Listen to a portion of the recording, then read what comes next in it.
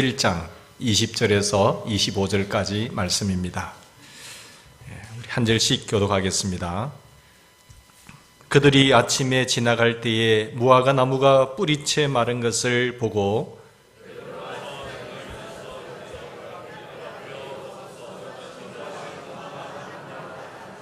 예수께서 그들에게 대답하여 이르시되 하나님을 믿으라.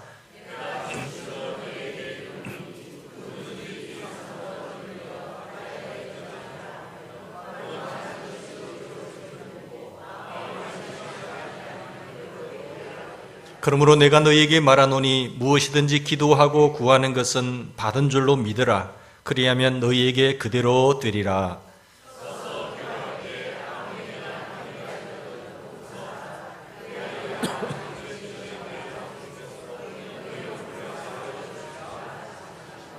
아멘. 우리 12절부터 25절까지 다 읽어야 되지만 시간 관계상 20절부터 읽었습니다. 전체 내용을 보면 12절부터 25절까지 연결되는 그런 말씀입니다. 12절부터 14절까지 보면 예수님께서 무화과 나무를 저주하신 장면이 나오고 성전 청결 사건이 나오고 그 다음에 실제적으로 그 저주대로 뿌리채 마른 무화과 나무의 모습을 볼 수가 있습니다. 우리 예수님께서 이 땅에 오셔서 공생의 사역을 하실 때에 많은 좋은 일들을 하셨습니다. 훌륭한 일들 하셨는데 귀신을 들린 사람을 쫓아내는 그런 일들도 하셨고 12년 동안 혈류병을 앓아 고생하는 사람도 고치고 죽은 병자도 살리시고 나사로도 살리시고 병자도 치유하시고 귀신 들린 자도 회복시키시고 또 바닷물 위로 걸으시는 그런 기적들, 표적과 기사와 이적들을 많이 행하신 것을 우리가 보게 되죠. 중풍병자가 들것에 실려서 친구들에 의해서 왔을 때에 치유하시고 고치시는 그런 좋은 일들도 우리는 많이 보게 됩니다. 이런 건설적인 기적들을 우리 주님께서는 많이 행해 주셨습니다. 그런데 오늘 말씀에 보면 파괴적인 기적을 보이셨단 말씀이죠. 이런 좋은 일들을 많이 행하신 주님께서 오병이어의 기적도 일어났죠. 먹을 것이 없을 때 다 배부르게 하셨죠. 그런데 왜 오늘 본문 말씀에 보면 좋은 일들 많은데 왜 파괴적인 이런 무화과 나무가 저주받아서 뿌리채 마른 이런 안 좋은 기적도 행하셨을까라는 질문을 해봅니다. 예수님께서 건설적인 기적들을 행하시다가 왜 여기서 이런 파괴적인 기적을 행하셨을까라는 질문을 던지면서 우리 오늘 본문 말씀을 생각했으면 좋겠습니다. 12절, 13절, 14절 보십시다. 12절, 13절, 14절 보시면 예루살렘에서 예수님께서 배달이로 나가셨다가 다시 예루살렘으로 들어가시는 그런 장면입니다. 그런데 들어가시는 장면 속에서 무화과 나무를 보신 거죠. 무화과 나무를 보았는데 예수님께서는 이 무화과 나무에 좀 시장하셨는지 모르지만 먹을 것을 기대하셨어요. 근데 기대하고 보았는데 잎만 무성하고 열매가 없는 무화과 나무였습니다.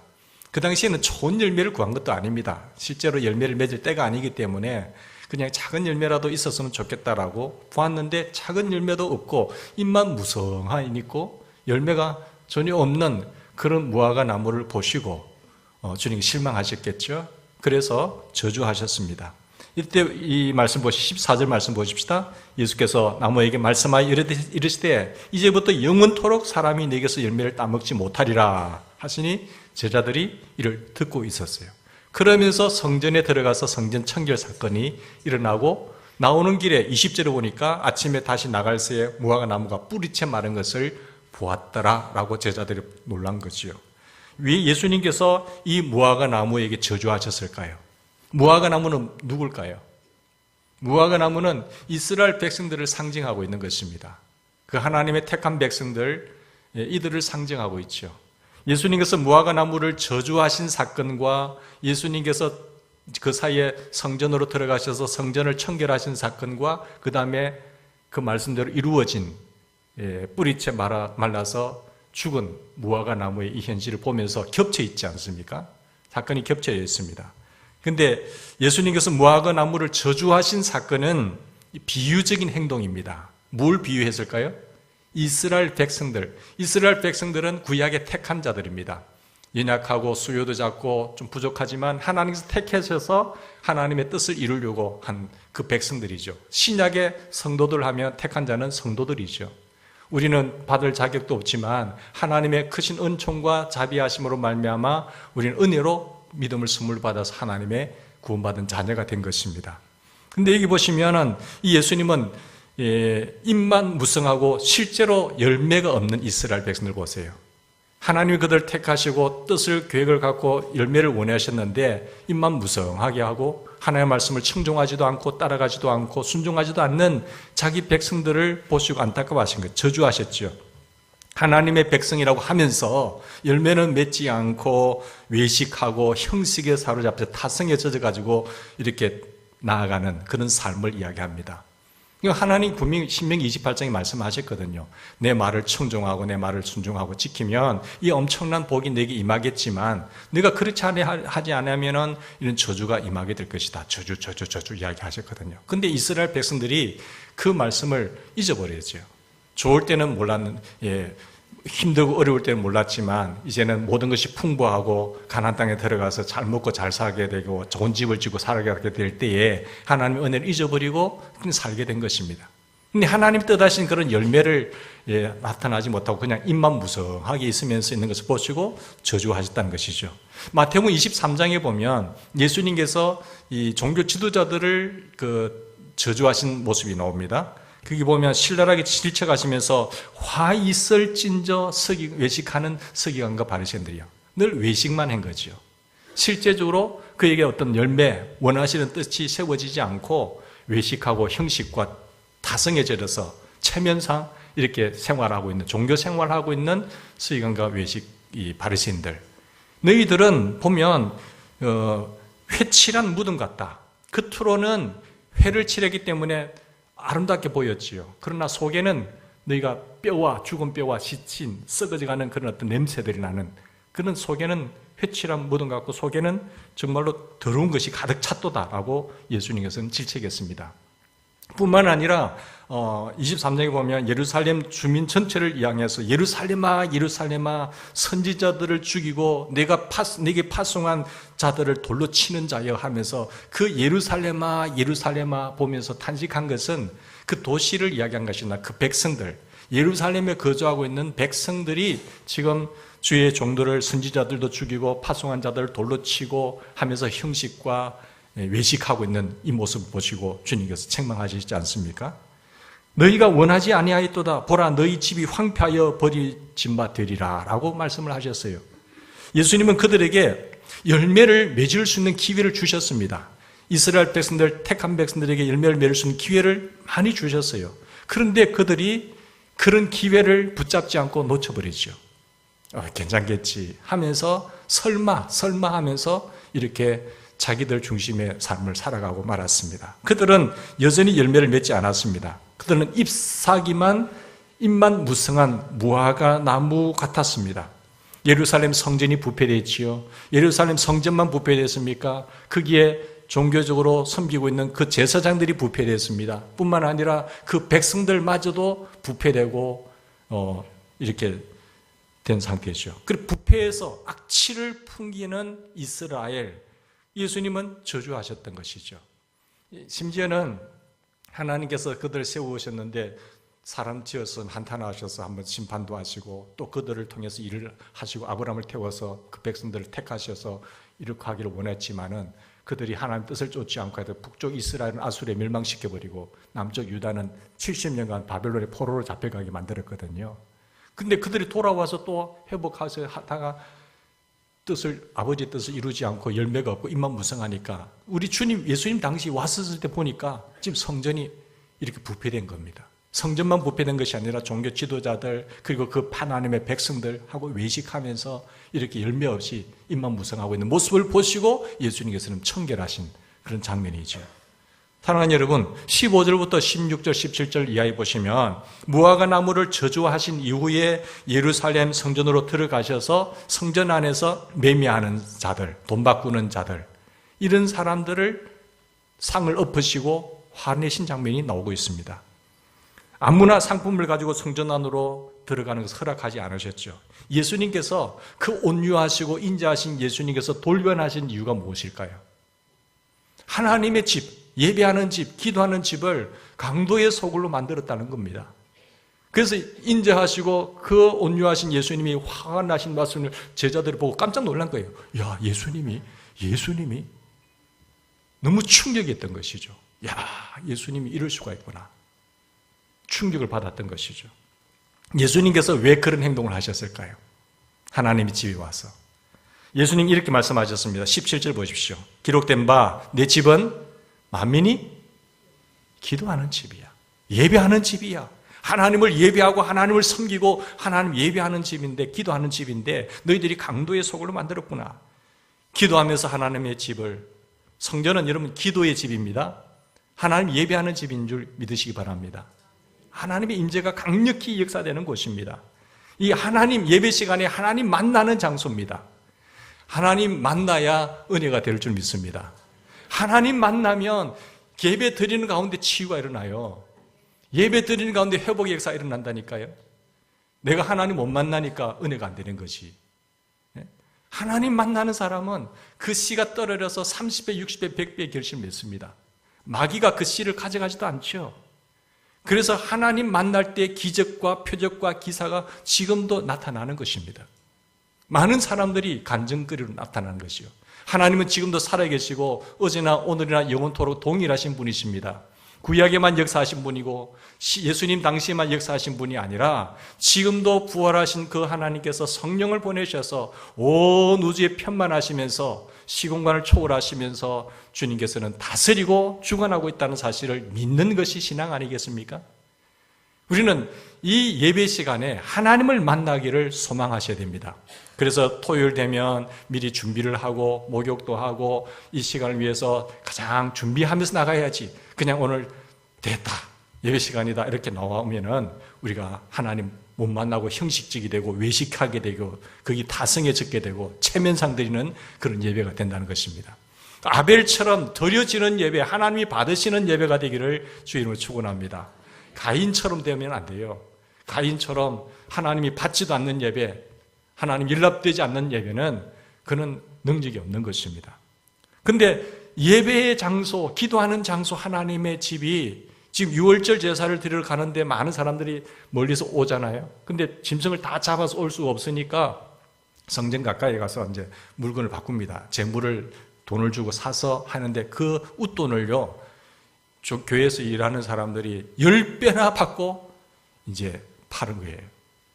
그리고 가난한 사람들이 동전을 또 바꾸려고 하면은 25%나 더 웃돈을 주고 바꿔야 돼요.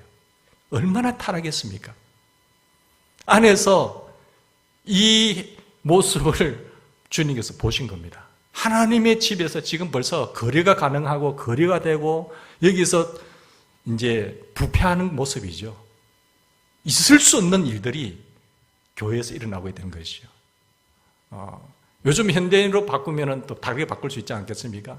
성전 안에서 하나님을 빙자하면서 이름 들먹거리 가면서 장사하고 있는 거죠. 그러니까 주님이 화가 난 것입니다. 그 온유하시고 겸손하신 주님께서 채찍을 드시면서 엎어버린 거죠. 예수님께서 두 번 성전 청결하신데 공생의 사역에 제일 먼저 하신 사역이 성전 청결 사건이고 3년 뒤에 예수님께서 예루살렘 성 마지막 들어갔을 때 또 성전 청결 한번 하셨어요. 그만큼 성전이 하나님께 예배드리는, 우리를 택하신 목적, 우리를 지으신 목적이 예배인데 이것이 무너졌다는 것이죠. 사랑하는 여러분, 우리가 성전은 참된 예배의 장소입니다. 참된 예배자를 요한복음 4장에 보면 하나님 찾고 계신다고 말씀하고 있습니다. 한 공동체의 척도가 어디 있습니까? 경제적, 사회적 안정의 여부가 아니라 하나님을 영화롭게 하고 하나님을 만나는 예배에 그 성도들, 구성원들이 얼마나 바른 자세를 갖고 있느냐는 것이죠. 요즘도 보면, 지금도 보면 수천억을 들여서 이렇게 교회를 짓지 않습니까? 그러면 큰 교회, 정말로 좋은 교회들은 하나님이 계시고 그 교회 교인들은 인류 백성이고 하나님을 잘 섬기는 사람들입니까? 안 그렇습니다. 하나님 그 건물 보는 것이 아닙니다. 그 구성하고 있는 그 공동체의 백성들이 얼마나 하나님을 경외하고 영화롭게 하고 하나님을 바로 섬기느냐를 보는 것인 줄 여러분 믿으시기 바랍니다. 우리의 그만큼 삶의 자세가 정신이 중요하다는 것이죠. 성전은 이스라엘의 심장입니다. 성전이 부패하면 이스라엘 전체가 부패된 것이죠. 아브라함이 모리아산에서 100세에 낳은 아들을 드리라고 했을 때 어김없이 드리지 않습니까? 얼마나 아깝습니까? 하나님 돌았습니까? 하나님 정신 나갔지 않습니까? 약속의 자녀가 이어지지 못한 이 아이 죽이면 안 됩니다라고 했을 수도 있지만 하나님의 명하시기 때문에 갈 바를 알지 못하여 갖고 하나님의 주신 자녀 드리라고 해서 드렸을 때에 여호와 이레의 축복이 있거든요. 그 장소에 다윗이 와서 나중에 아론의 타작마당에서 거기서 뭡니까? 거기서 하나님의 성전을 짓습니다. 거기서 제물을 바칩니다. 솔로몬 시대에 와서 그곳에 아론의 타작마당에 화려한 성전을 짓게 되죠. 금으로 성전을 짓고 모든 기물을 금으로 감싸서 하나님의 집을 지어드리는 것을 보게 됩니다. 뿐만 아니라 그렇게 아름답게 지은 건물도 이스라엘 백성들이 범죄할 때 됐을 때 어떻게 됩니까? 다 해파시켜버렸어요. 도리어 자기 백성들마저도 포로로 잡혀가게 만들어버렸습니다. 자기 백성들입니다. 근데 하나님께서 왜 자기 백성들을 이방인들의 조롱거리가 되게 만들고 하나님의 그 아름다운 성전 집이 다 해파시게 만들고 짓밟히게 만들고 힘들게 하셨을까? 하나님의 존재의 백성들이 바로 하지 않고 외식하면서 이렇게 부패했기 때문에 하나님 저들을 넘겨버린 거죠. 그러다가 다시 70년 회개하고 돌아와서 스룹바벨 성전을 회복하지 않습니까? 스룹바벨 성전이 또 타락하니까 하나님께서 무너뜨렸다가 다시 헤롯 성전을 짓습니다. 84년 걸렸어요. 84년 동안 하나님의 헤롯 성전을 지었게 되죠. 근데 그 성전도 70년대 AD 예수님 오시고 난 뒤에 가신 뒤에 70년대에 완전히 무너지지 않습니까? 그러니까 중요한 것은 그 정신, 마음, 하나님을 예배하는 섬기는 그 마음이 있느냐 없느냐가 굉장히 중요한 거죠. 정체성이죠. 아무리 웅장하고 화려한 성전이라고 할지라도 한 예배의 집이 강도의 소굴로 변질되면은 하나님의 저주와 심판을 면할 길이 없습니다. 사랑하는 여러분, 내 하나님의 자녀예요. 이스라엘 백성들 하나님의 자녀입니다. 그런데 그들이 변질되고 그들이 타락하고 그들이 부패하고 그들의 존재 가치를 바로 서지 않고 있으니까 어떻게 된가요? 하나님이 저주하신 거예요. 하나님이 심판하신 거잖아요. 그러면은 하나님의 영광이 가려지는 것입니다. 이것이 역사적인 경고입니다.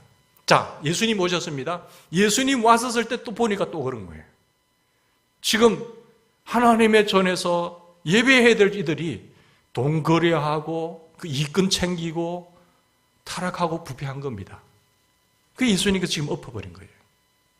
하나님의 심판은 여러분 어디서 시작됩니까? 하나님의 성전에서부터 시작됩니다. 하나님의 성전에서 시작되고 하나님의 백성들로부터 시작된다는 것이죠. 부패한 백성들 때문에 성전을 근본적으로 저주하고 청결케 하신 것입니다. 하나님의 공의를 세우시고 하나님의 거룩하심을 드러내고 있는 이런 모습들을 우리가 볼 수가 있는 것입니다. 자, 그렇다고 한다면 우리 예수님께서 성전을 청결하게 하신 이후에 제자들은 주의 전을 사모하는 열심히 나를 삼키리라고 하는 요한복음의 말씀처를 보십시오. 이 상황을 보고 제자들이 충격을 받고 야, 하나님의 전을 우리가 사모해야 되겠구나. 열심히 하나님을 전을 사모하는 열심히 우리를 삼키리라 하는 그런 말씀대로 이루어지는 것을 볼 수 있죠. 다윗은 어땠습니까? 하나님의 전을 사모했잖아요. 하나님의 전을 사모해서 어떤 기도를 했는가 하면 시편 27편 4절에 보면 내가 여호와께 바라는 한 가지 일 그것을 내가 구할 것이다. 왕의 자리에 있고 하나님 높여주셨을 때에 내가 평생 구하는 한 가지 그것을 바라는 것 구한 건데 그 뭐냐? 내가 내 평생에 여호와의 집에 살면서 여호와의 아름다움을 바라보며 그의 성전에서 사모하는 그것이라. 이 소망이 이 바람이 우리의 바람이 되기를 바랍니다. 하나님의 영광을 바라보면서 하나님의 아름다움을 추구하면서 하나님의 뜻을 이루어가는 그런 소원이 그런 구함이 우리에게 있어야 될 줄 압니다.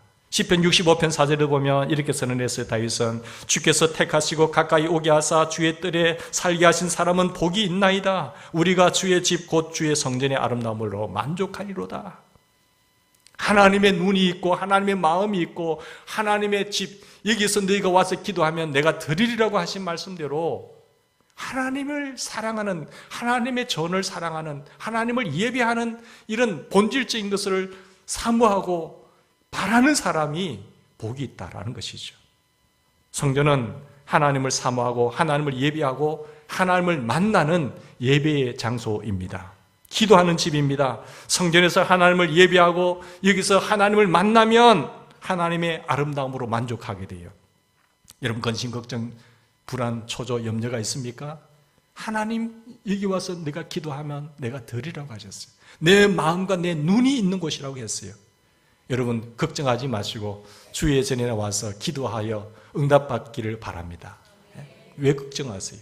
주님 기도하라고 했는데 기도하시면 되는 거지. 그렇지 않습니까? 그러니까 이것이 참된 복이고 이것이 참된 행복이라는 것입니다. 성전이 하나님을 예배하는 기도의 집으로 보존되어야 될 줄 믿습니다. 이게 무너지게 되면 하나님의 주님이 심판하신 거예요. 우리의 삶에 있어서 존재 가치, 이것이 무너지면 우리의 존재 가치는 상실되는 겁니다. 이스라엘 백성들이 이게 무너졌을 때 주님은 그 멋있는 좋으신 분이 저주하신 거예요. 주님이 저주하니까 나무가 어떻게 됐지요? 뿌리채 말라서 비틀어진 겁니다. 이스라엘 백성들이 아수리에 멸망당하고 70년 포로 생활하고 비참한 그런 인생을 기록한 것은 신명기 28장의 내용이에요. 하나님께서 그들 언약을 맺고 나서 너희들이 내 말을 청종하고 내 말에 순종하면 이 모든 복이 너에게 임할 것이고 시온의 대로가 열릴 것이고 하늘의 보화를 열어서 너에게 줄 것이고 머리가 되고 꼬리가 되지 않을 것이고 네가 손으로 하는 모든 일에 내가 복을 주실 것이라 했지만 그렇지 아니하면 이 저주가 네게 저주가 저거 이렇게 말해요. 안 되면 5배 갖지 못하면 5배로 더, 그렇지 않으면 5배로 더 이렇게 한다고 했잖아요. 그러면서 그 언약의 말씀을 보고 구약 성경을 쭉 한번 보세요. 왕정시대, 사사시대, 정복시대, 왕정시대, 사사시대, 분절왕국시대, 포로시대, 포로귀환시대 쭉 보면은 하나님께서 다루시는 장면이 나오잖아요. 그리고 예수님 오셨거든요. 또 예수님 왔을 때 보니까 이 서기관과 바리새인들 그리고 하나님의 백성들이 예루살렘아 탄식할 정도로 지금 이렇게 된 상태란 말이에요. 그렇다고 한다면 오늘 우리가 하나님으로부터 주님으로부터 이 잎만 무성하고 열매 없는 무화과 나무가 되지 않기 위해서 어떻게 되느냐? 우리의 본질을 회복하시는 것이죠. 예수님은 무화과 나무를 저주하신 사건을 통해서 기도의 집인 성전이 부패하면 저주를 받는다는 것을 행동으로 보여주신 겁니다. 뿐만 아니라 한 가지 더 가르치는 거예요. 뭘 가르칩니까? 하나님의 집에서, 기도하는 집에서, 예배하는 집에서 기도를 회복해야 한다는 인상적인 교훈을 주고 있잖아요. 기도를 회복하라. 기도를 회복하라. 하나님과 영원하신 하나님과 늘 관계를 가져라. 교제를 하라. 예수님의 제자들이 처음에는 기도하지 않았습니다. 겟세마네 동산에서 예수님께서 땀방울이 핏방울이 될 정도로 기도하실 때 제자들은 기도하지 않았어요. 졸았어요. 잤어요. 피곤했겠지요. 그런데 주님께서는 가서 깨웠으면 기도하라. 시험에 들지 않도록 기도하라. 기도하라. 했지만 깨워놓으면 또 자고 그랬어요. 나중에 주님 뭐라고 하시죠? 이제는 자고 쉬라. 푹 자라. 이렇게 말하습니다. 기도할 때 기도하지 않으면 눈물을 흘립니다. 기도에 눈물을 흘리지 않으면 피눈물 흘립니다. 여러분 기도 없이 하나님의 도움 없이 여러분 잘할 수 있습니까? 물론 교만한 사람은 내 힘을 믿어라, 내 지혜를 믿어라, 내 능력을 믿어라, 내 백을 믿어라 할 수 있겠지요. 여러분 내가 믿는 건강 오래 가지 못해요. 내가 믿고 있는 의지하는 그 돈 영원히 내 겁니까? 그 좋은 자리 여러분 유지할 수 있겠어요? 안 됩니다. 하나님이 허락해 주셔야 되는 것이고 하나님이 세워주셨고 하나님이 내게 그런 자리를 주셨고 하나님이 나를 긍휼히 여기시고 불쌍히 여기셔서 맡긴 것이지 그렇다고 해서 내가 등 따시고 배부를 때에 하나님을 잊어버리고 내 힘으로 된다고 기도하지 않고 내 지혜와 내 능력만 믿고 나간다고 한다면 그 사람이 교만한 사람이잖아요. 사랑하는 여러분, 우리가 바쁘면 바쁠수록 더 기도하셔야 돼요. 바쁘고 중요한 일이 있기 때문에 더 기도하셔야 된다니까요. 제일 좋은 관계가 누구와의 관계입니까? 여러분 정말로 하나님과의 관계 아니에요. 정말 힘 있는 사람과의 관계를 좋은 관계를 유지하셔야 돼요. 저 사람이 힘 있다고 한다면 그 사람과의 관계를 잘 해놓으면 도움이 됩니다. 어딘가는 도움이 돼요. 그래서 힘 있는 사람일수록 관계를 잘 유지할 수 있기를 바랍니다. 최고의 힘 있는 사람, 창조하신 하나님, 지금도 천지 만물을 주관하시고 인간의 생과 사와 화와 복을 주관하시는 하나님과의 관계를 제일 좋은 관계로 만들어 나가셔야 돼요. 그분과의 관계를 소홀히 하는 사람은 어리석은 사람입니다. 하나님과의 관계를 잘 평상시에 좋은 관계를 갖게 되면 내가 도움이 필요할 때에 하나님은 도와주시고 역사하시는 줄 믿습니다. 실제로 시간을 내서 기도하셔야 돼요. 내 마음만 가지는 것이 아니라 예수님도 동일한 기도를 몇 번이나 하셨습니다. 똑같은 기도를 수천 번 반복하는 것이 중요한 모은 기도가 아닙니다. 똑같은 내용일수록 반복해서 기도하시고 응답될 때까지 기도하실 수 있기를 바랍니다. 예수님은 예수님 기도에 대해서 위대한 교훈을 하십니다. 기도의 응답은 예수님의 위대한 약속입니다. 가장 강력한 약속이에요. 뿐만 아니라 기도는 우리가 적금 넣는 것 같습니다. 기도는 적금입니다. 여러분, 적금을 계속 넣어놓으면 나중에 다 받잖아요. 이자까지 쳐서.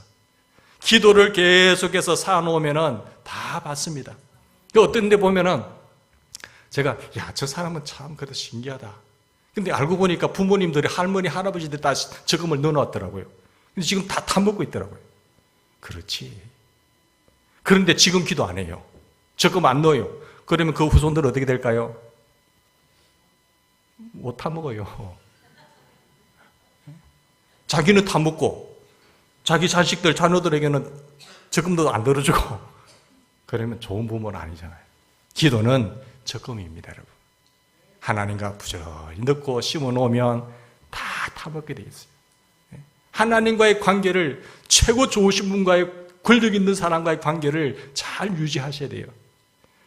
새벽에 늘 나오셔서 기도하시고 그분과의 관계를 최고의 큰 좋은 관계로 맺어가는 것이 지혜로운 사람일 줄 믿습니다. 그럼 우리가 어떤 태도로 기도를 해야 될까요? 어떻게 기도해야 될까요?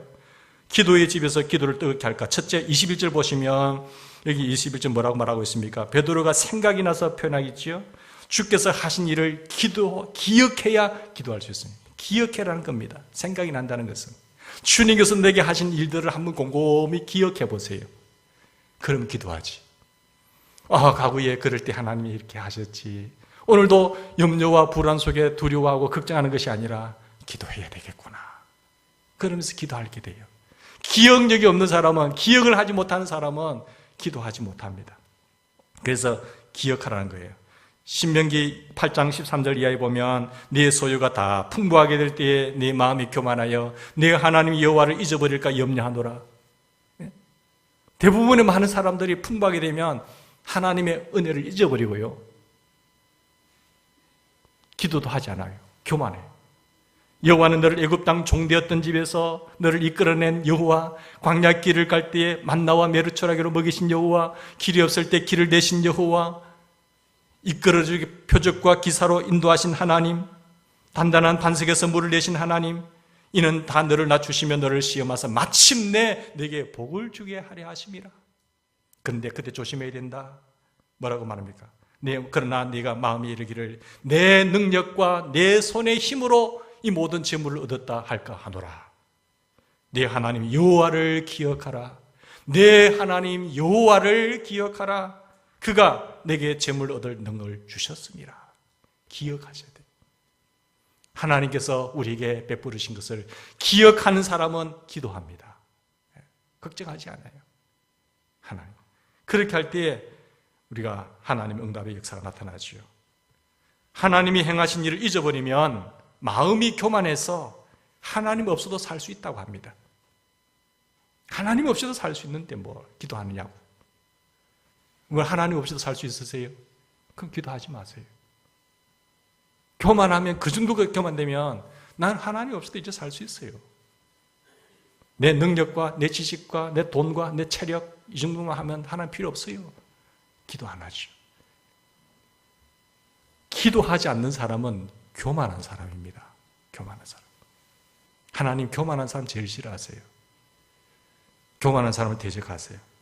우리가 겸손하여서 늘 하나님을 의지하고 힘들 때도 걱정하고 불안, 염려 대신에 하나님 앞에 여호와의 눈과 마음이 있는 곳에 와서 기도하면 내가 들으리라. 하나님과 교제하기를 원하시는 하나님이세요. 전에도 일하셨던 하나님께서 이번에도 일하실 줄 믿습니다. 라는 기도죠. 또 우리가 기도하는 자세의 첫 번째는 기억하면서 기도해야 되고 두 번째는 22절 보십시다. 하나님을 믿으라 하는 것입니다. 하나님을 믿으라. 인류의 역사와 교회의 역사와 개인의 역사를 기억해야 하나님의 손길을 기억해야 하나님을 신뢰할 수가 있습니다. 믿음이라고 하는 것은 과거를 기억할 때 믿음이 생겨나요. 그분을 의지할 수가 있어요. 의심하지 말고 하나님을 신뢰해야 됩니다. 이 산들어 들리어 바다에 빠띄우라 하면, 던지오라 하면 그 말하는 것이 이루어질 줄 믿고 의심하지 아니하면 그대로 되리라. 물론 예수님도 그런 일이 없어요. 선지자들도 주의 종들도 그렇게 한 일이 없었지요. 그러나 이 문학적 상징적 표현입니다. 너희가 이렇게 믿고 구하면 그대로 되리라는 거예요. 믿고 하라는 거예요. 하나님의 과거의 손길을 기억하면서 그분을 신뢰하면서 기도하라. 여기에 유일한 조건은 뭡니까? 욕심 부리지 말고 하나님의 뜻에 따라 구하라는 것이요. 하나님의 뜻을 앞세우라는 것입니다. 그를 향하여 우리의 가진 바 담대한 것 이것이니 뭡니까? 그의 뜻대로 무엇이든지 구하면 다 이루리라 했어요. 하나님 앞에 담대함을 얻을 수 있는 것은 하나님의 뜻을 추구하면서 먼저 내세우면서 먼저 그의 나라와 그 일을 추구하면서 기도해 보세요. 그러면 더하여 주시는 하나님이십니다. 욕심 부리지 말고 하나님 나 이거 있어야 되는데요. 이거 있어야 될 이유는 이것 때문에 그래요. 하나님의 뜻을 세우면서 강구하는 우리가 되기를 바랍니다. 그리고 세 번째 24절 보십시다. 구하는 것이란 거예요. 구하셔야 돼요. 구해야 응답을 받습니다. 무엇이든지 기도하고 구하는 것은 받은 줄을 믿으라. 내가 구했다고 한다면, 이미 올라갔다고 한다면 받은 줄을 믿으라는 거예요. 구하시기 바랍니다. 하나님 아시니까, 하나님 다 아시니까 뭐 안 해도 아시겠지. 아니에요. 구하셔야 돼요. 그래도 구하라고 하셔서 구하. 그래야 하나님이 주셨다는 것을 확신하게 되는 겁니다. 구하라 그러면 너에게 줄 것이었지요. 너희가 내 안에 거하고 내 말이 너희 안에 거하면 무엇이든지 원하는 대로 구하라고 하셨지요. 그러면 이루라고 하셨지요. 구하라, 찾아라, 두드리라. 그리하면 구하는 자에게 줄 것이고 찾는 자가 찾을 것이고 두드리는 자에게 열릴 것이라고 하셨습니다. 마지막 네 번째 25절 보십시다. 도덕적 요소인데 용서라는 표현입니다. 너희가 사람의 잘못을 용서하면 너희 하늘 아버지께서도 너희 잘못을 용서하고 너희가 사람의 잘못을 용서하지 아니하면 너희 아버지께서도 너희 잘못을 용서하지 아니하시리라. 이건 뭔가 하면요, 인간관계가 깨어진 상태에서 기도하면 응답이 없다는 겁니다. 인간관계가 깨어진 상태에서 아무리 기도해 보세요, 여러분. 응답이 없어요. 주님의 중요한 말씀입니다. 나는 너희를 조건 없이 용서해 줬는데 너는 왜 그러느냐. 대나리 비유 있잖아요. 그리고 잘못을 한 사람은 잘못 저지른 사람에 가서 용서를 빌어야 돼요. 자기는 잘못했는데 나 하나님 용서 빌었다고 해가지고 상대방을 찾아가지 않는다고 하면 그건 아니에요. 그러니까 인간관계가 깨뜨린 상태에서 기도해봐야 응답이 없습니다. 그만큼 관계가 중요하다는 거죠. 인간관계를 회복하고 기도해야 하나님께서 응답하십니다. 인간관계를 회복한다는 것은 용서하는 것입니다. 여러분, 잘못을 비는 것입니다. 잘못한 사람은 잘못을 비는 것이고, 그리고 그렇지 않은 사람은 용서를 해주는 거예요. 잘못하고 빌 때에 용서해 주라는 거죠. 여러분, 그럴 때 용서하는 마음이 잘 생기지 않을 때 어떻게 생각하는가 하면, 저 사람이 오죽했으면 저럴까? 오죽 답답하면 저럴까? 그렇게 생각해 보세요. 그럼 용서할 수 있어요. 야, 정말 오죽하면 저럴까? 그렇게 생각하고 좀 여유 있게 가져보세요. 그럼 용서할 수 있어요. 용서하면서 기도하면 기도가 쭉쭉쭉쭉 올라가요. 그게 능력 있는 기도예요. 쭉 서로 막혀 있는데 그거 뚫으려고 해보세요. 힘든가? 혐의가 있거든 서로 용서하고 와서 이렇게. 그러니까 막힌 상태에서 아무렇지 올라가지 않으시고 여러분 이 관계 뚫려서 쭉쭉쭉쭉 기도가 올라가서 응답의 축복과 기쁨들이 쏟아져 내리는 우리 교회가 되기를 바랍니다.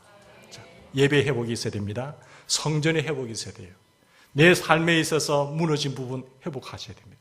그 회복하지 않으면 주님이 저주하시면 뿌리째 말라 비틀어집니다. 이스라엘 이 비유는 포도나무는 누구를 상징하다고요? 이스라엘 백성들이에요. 백성들. 자기 백성들입니다. 그리고 성전 청교사 하셨죠. 이 회복의 역사가 일어날 때에 하나님이 기뻐하시고 하나님이 역사하시고 하나님이 축복하시는 믿음의 교회가 될 줄 믿습니다. 플러그인 내 코드가 저기 전원에 꽂혀 있으면 그 전류가 흘러 들어와요.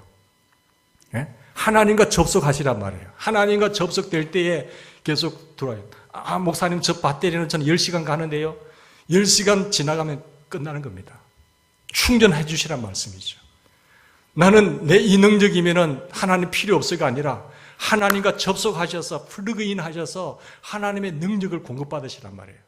그래서 매 시간마다 새벽마다 나오셔서 주여, 별나게 기도 안 하셔도 돼요.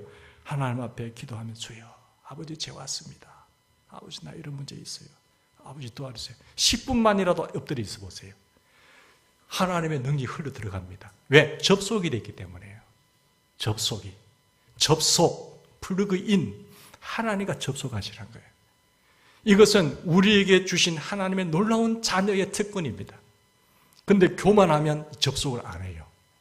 그러면서 문제 터지고 나서 문제 터져도 괜찮아요. 하나님 제가 다시 왔어요. 주님 불쌍히 여겨주세요. 고쳐주세요. 이렇게 기도해 보세요.